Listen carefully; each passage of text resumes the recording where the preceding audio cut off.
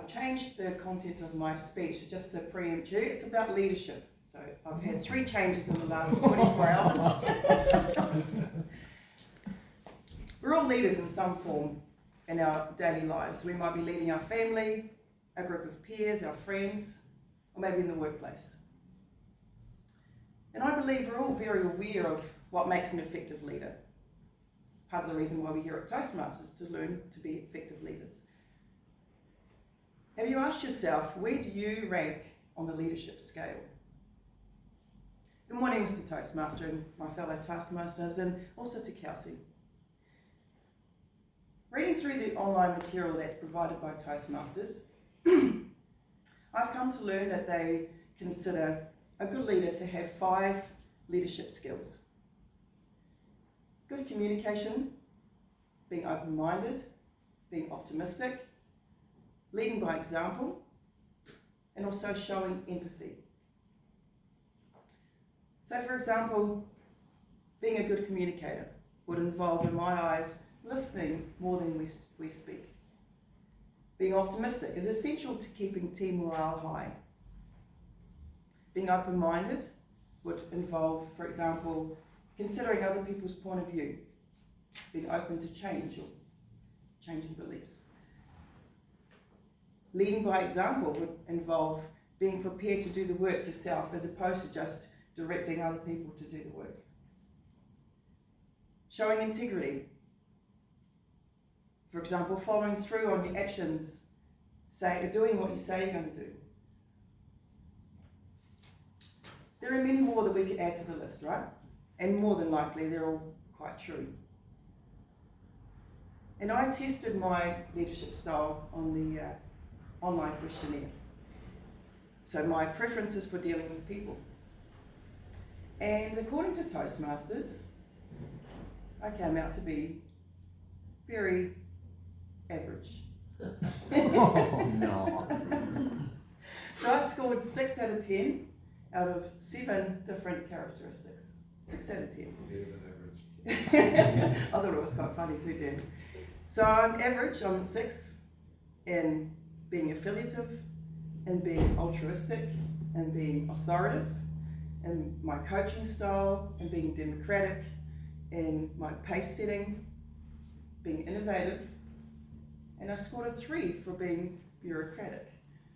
Now I have trouble even just spelling the word, so it doesn't surprise me. So let me give you some examples.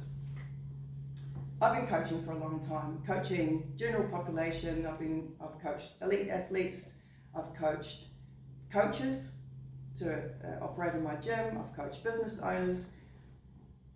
And one thing I've learned in that time is that I need to be adaptable to their communication style. It's not one size fits all, it's not everyone needs to suit me, but it's about being adaptable to their communication style for my delivery to be effective. I also enjoy collaborating with other people. For example, recently I put together an 8-week training camp for Olympic weightlifting, together with a fellow weightlifting coach. So I'm altruistic and I'm affiliative. Tick. I also find I learn a lot from other people. Although I've been in the health and fitness industry for over 2 decades, I don't believe I know everything, and I'm very open to learning new things from other people. And who better to learn little nuggets of information from than my fellow peers or from experts in their field. So I'm considered democratic. Tick. I really enjoyed coaching, and one of the highlights of my career so far is setting up and operating a really successful gym in Haarlem in the Netherlands. And there I was able to create what I consider the most perfect gym of all. We had boxing, we had weightlifting, we had CrossFit, we had grappling, we had BJJ, we even had acro yoga. We even had a masseuse and we had physios to keep us, hold us together. So the space was perfect, the equipment was perfect, the timing, we had personal training, the schedule was perfect. I trained the coaches to bring out their best in themselves. So I created something that was perfect as far as I could see. So coaching, tick. Giving clear and giving clearer direction and setting standards, I believe is really important to achieve the best performance out of myself and also the team around me. Establishing a high standard from the start and demonstrating to others that it's possible, what that looks like, what the behaviour looks like, lays the foundations to creating a strong team. Not necessarily being a dictator, but allowing people to see the vision that I have and allowing them to fill in the gaps as they see fit. It also encourages creativity in their work and allows me to learn from them. So I'm authoritative to a good degree. Tick. Encouraging innovative ideas and bringing new ideas, promoting respect, and also motivating creativity are critical to getting the best out of your team. I don't want to stifle creativity. I certainly don't want to create clones of other people or create clones of myself. That's not necessary. But pursuing excellence and encouraging others to do the same, it also helps to encourage motivation and promote innovation. So in that sense, I'm considered innovative. Tick. The other important thing I've learned in my line of work is that I can only move as fast as those around me. I can only change as fast as my clients will allow me to change or improve their lifestyle, for example, or the team I'm working with. I can only move as fast as they can. And personally, in my own life, in my personal life, in my business life, I make really fast decisions, I act really quickly, I move constantly. And if it's only me and me, no problem at all, because I can keep up with myself. But I'm also very aware that not everyone moves at my pace. And so I'm adaptable to the people around me.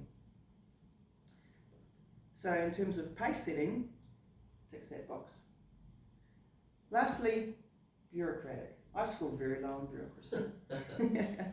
Stringently following the rules, making absolute decisions, not allowing for flexibility.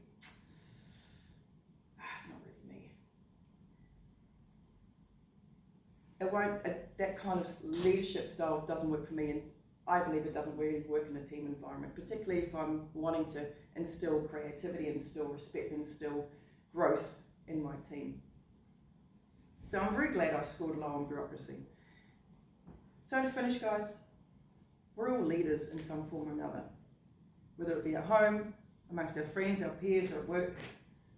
We're all leaders. Are you aware of your leadership style? Thank you.